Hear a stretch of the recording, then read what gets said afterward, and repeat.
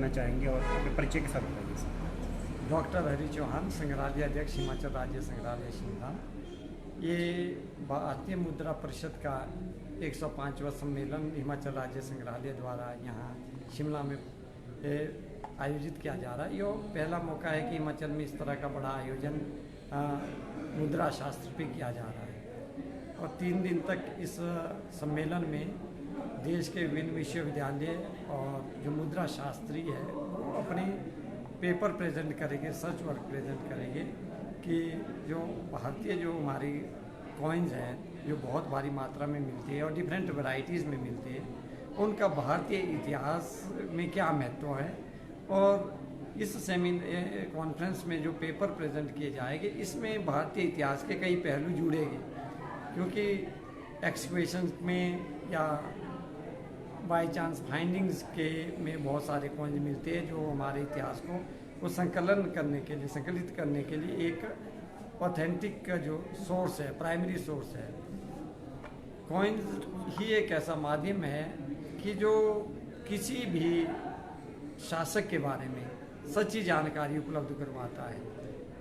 ये कॉइन्स कभी झूठ नहीं बोलता, ये अपनी सच्चाई, उस राज्य की सच्चाई को व्याख्यान करता है जिसमें उसका political, religious, economic, social, cultural aspect सभी पे प्रकाश डालता है कि किस मेटल्स का बना है। अगर मेटल्स उसका गोल्ड है तो उस राज्य की जो इकोनॉमी है बड़ी स्ट्रांग होती थी।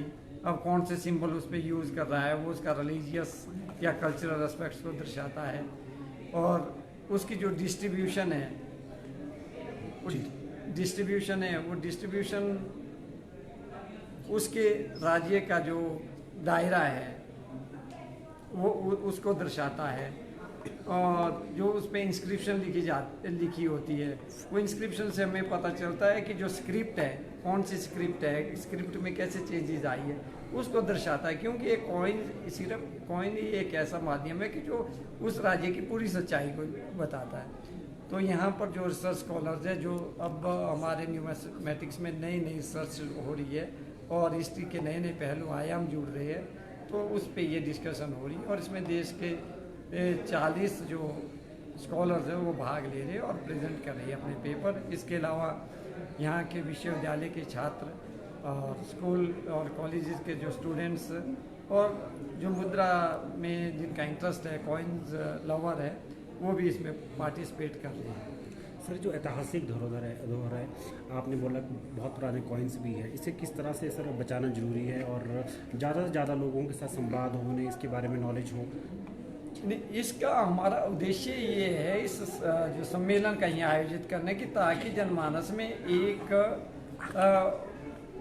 जिसको कहते हैं एक अवेयरनेस हो कि कॉइन्स किस तरह से हमारे इतिहास में का एक महत्वपूर्ण पहलू है। अदरवाइज क्या होता है कि हमें कहीं पर कॉइन्स मिलते हैं, कहीं खुदाई में मिले तो हम जाके किलो के हिसाब से उसको बेच देते हैं। उसका जब वो कॉइन मेल्ट हो जाता तो मान लो कि एक इतिहास खत्म हो जाता है।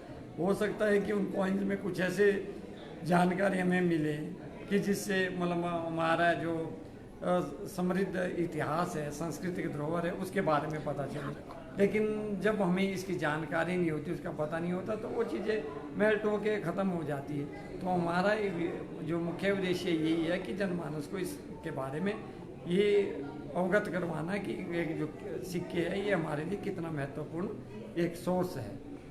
सर, चीफ गेस्ट के तौर पर भी होना इसमें हमारे जो मुख्यमंत्री जी को आना था, लेकिन नहीं आ पाए कि नहीं ये कारणों से, और इसका उद्घाटन सचिव भाषा और संस्कृति विभाग द्वारा किया गया है। सर, इसमें कितने छात्र भी हिस्सा ले रहे हैं? इसमें लगभग 70-80 छात्र हैं जो हिस्सा ले रहे हैं और जिनका संबंध पुरातत्व